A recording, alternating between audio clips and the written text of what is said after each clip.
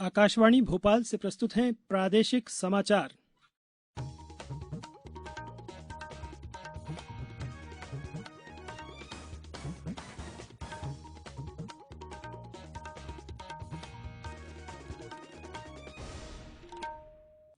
नमस्कार, समाचारों के साथ मैं नवनीत चौबे। पहले एक अपील। कोविड मरीजों की संख्या फिर से बढ़ रही है, इसलिए सभी श्रोताओं से अपील है कि किसी भी तरह की कोताही ना बरतें। सभी सुरक्षा उपायों का पालन करें और 45 वर्ष से ऊपर के सभी लोग बेहिचक टीका लगवाएं। सुरक्षित रहें और इन आसान उपायों का पालन करें। मास्क पहनें, 2 गज दूरी है जरूरी, सुरक्षित दूरी बनाए रखें, हाथ और मुंह साफ रखें। सबसे पहले मुख्य समाचार। प्रधानमंत्री नरेंद्र मोदी ने मन की बात कार्यक्रम में कहा, वैक्सीन लगवाएं और दवाई भी कड़ाई भी मंत्र का पालन करते रहें। कोरोना के बढ़ते मामलों के मद्देनजर भोपाल, जबलपुर सहित कई जिलों में कर्फ्यू बढ़ा। पीएम केयर्स फंड से देश में 551 ऑक्सीजन संयंत्र लगाने की मंजूरी। प्रदेश के 37 जिलों में लग रहे हैं ऑक्सीजन सेपरेशन प्लांट। और प्रदेश में ऑक्सीजन और रेमडेसिविर इंजेक्शन की कालाबाजारी रोकने के लिए टास्क फोर्स बनाने के निर्देश। अब समाचार विस्तार से। प्रधानमंत्री नरेंद्र मोदी ने आज आकाशवाणी से मन की बात कार्यक्रम में कहा कि 45 वर्ष से अधिक उम्र के सभी लोग निःशुल्क वैक्सीन लगवा सकते हैं, जो केंद्र सरकार द्वारा राज्य सरकारों को भेजी गई है। उन्होंने कहा कि 1 मई से देश में 18 वर्ष से अधिक उम्र के प्रत्येक व्यक्ति के लिए वैक्सीन उपलब्ध हो जाएगी। कोरोना की इस संकट काल में वैक्सीन की अहमियत सभी को पता चल रही है। इसलिए मेरा आग्रह है कि वैक्सीन को लेकर किसी भी अफवाह में न आए। आप सभी को मालूम भी होगा कि भारत सरकार की तरफ से सभी राज्य सरकारों को फ्री वैक्सीन भेजी गई है, जिसका लाभ 45 साल की उम्र के ऊपर के लोग ले सकते हैं। मैं आप सभी से आग्रह करता हूं कि वैक्सीन हम सबको लगवाना है और पूरी सावधानी भी रखनी है। दवाई भी कड़ाई भी, इस मंत्र को कभी भी नहीं भूलना है। हम जल्द ही साथ मिलकर इस आपदा से बाहर आएंगे।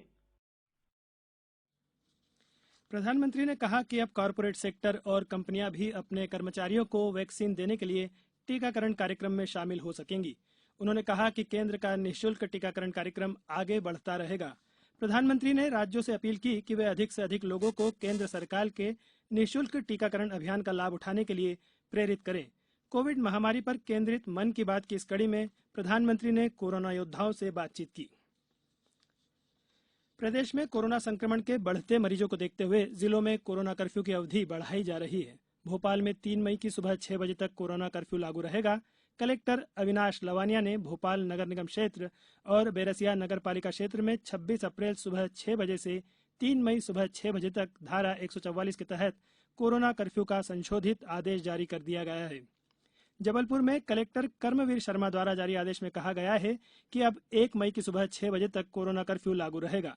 शाजापुर में 30 अप्रैल रात्रि 10 बजे तक के लिए कोरोना कर्फ्यू लगाने के आदेश जारी किए हैं। सागर में 1 मई तक और मंदसौर में 3 मई तक कर्फ्यू बढ़ा दिया गया है।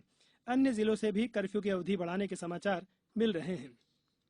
प्रदेश के 4 बड़े शहरों में बीते 24 घंटों में ही संक्रमण के 5,704 नए मामले सामने आए हैं। इंदौर में सबसे ज्यादा 1,826, भोपाल में 1,802 और जबलपुर में 856 नए संक्रमित मिले हैं। लेकिन ग्वालियर और जबलपुर से कुछ अच्छे संकेत मिले हैं।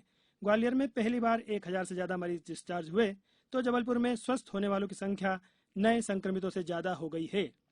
केंद्रीय मंत्री नरेंद्र सिंह तोमर द्वारा ग्वालियर चंबल क्षेत्र में बड़े पैमाने पर ऑक्सीजन की उपलब्धता और कोविड उपचार की अन्य सुविधाओं को अस्पताल तक पहुंचाने का कार्य किया जा रहा है। यद्यपि श्री तोमर पिछले कुछ दिनों से अस्वस्थ चल रहे हैं, बावजूद इसके वे दिल्ली में रहकर अपनी ओर से कोई कसर नहीं छोड़ रहे हैं। शिवपुरी में जिला चिकित्सालय में हेल्प डेस्क के संचालन हेतु अधिकारियों एवं कर्मचारियों की तत्काल प्रभाव से ड्यूटी लगाई गई है। सीहोर जिले में पिछले 24 घंटों में कोरोना संक्रमितों की संख्या 230 तक जा पहुंची है।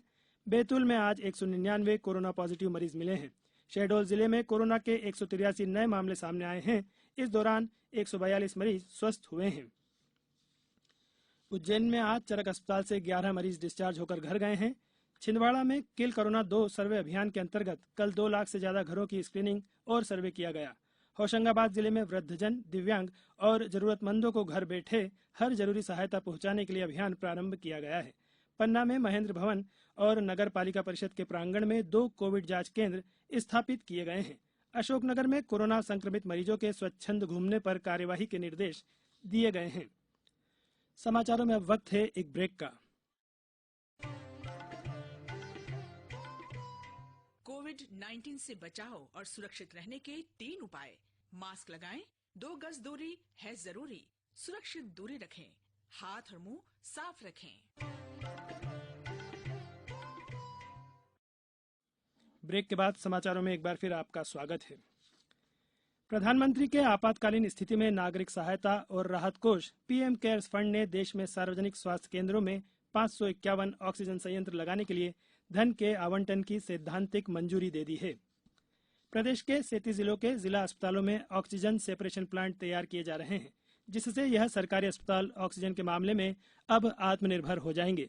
रायसेन दौरे पर आए प्रदेश के स्वास्थ्य मंत्री डॉक्टर प्रभुराम चौधरी ने बताया कि इन जिलों में 10 से 15 मई तक ऑक्सीजन सेपरेशन प्लांट चालू हो जाएंगे। इसके अलावा अभी बालाघाट, बड़वानी, शहडोल, जबलपुर, दमोह, सतना, मंदसौर सहित 8 जिलों में इन प्लांटों को लगाने की स्वीकृति सरकार ने प्रदान की है। मंदसौर में कोरोना मरीजों को अब ऑक्सीजन की दिक्कतों का सामना नहीं करना पड़ेगा। यहां जिला चिकित्सालय में ऑक्सीजन प्लांट शुरू कर दिया गया है और इसे सरकारी अस्पताल की सेंट्रल लाइन से भी जोड़ दिया गया है। मंदसौर एसडीएम बिहारी सिंह ने बताया कि ऑक्सीजन प्लांट लगने से वर्तमान में 50% तक ऑक्सीजन की समस्या का समाधान हो गया है। गृह मंत्री डॉक्टर नरोत्तम मिश्रा ने आज पुलिस मुख्यालय में वरिष्ठ अधिकारियों के साथ चर्चा में ऑक्सीजन और रेमडेसिविर इंजेक्शन की कालाबाजारी को रोकने के लिए टास्क फोर्स बनाने के निर्देश दिए। बैठक में पुलिस महानिदेशक श्री विवेक जौहरी एवं अन्य आला अधिकारी मौजूद रहे। प्रदेश में रेमडेसिविर इंजेक्शन की ब्लैकमेलिंग करने वालों के खिलाफ अभी तक 11 प्रकरण दर्ज हुए हैं। इंदौर और भोपाल में कालाबाजारी करने वालों के विरुद्ध रासुका की कार्रवाई की जा रही है।